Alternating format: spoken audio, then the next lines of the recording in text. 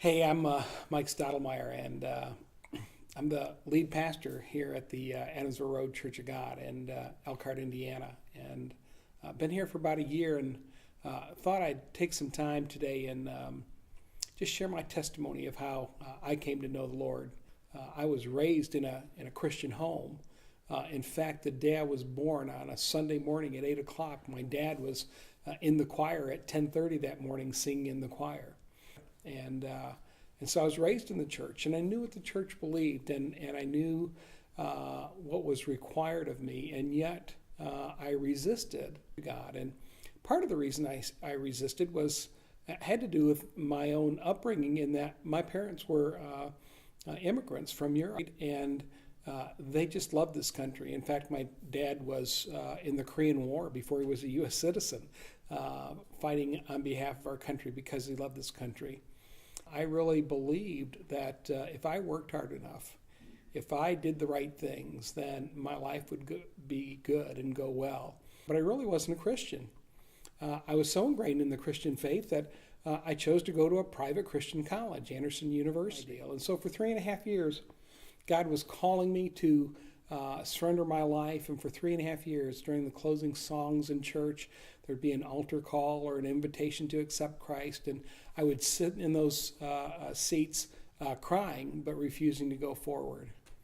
After about 3.5 years, even though I was on the brink of getting out of college, I was working on landing a job. I knew I could make money. I was going to make money.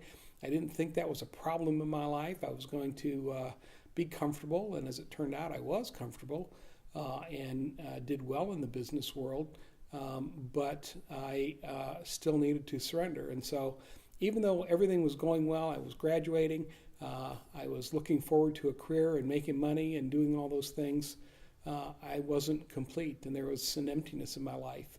And the American dream that my parents told me about wasn't working because it didn't have Christ at the center.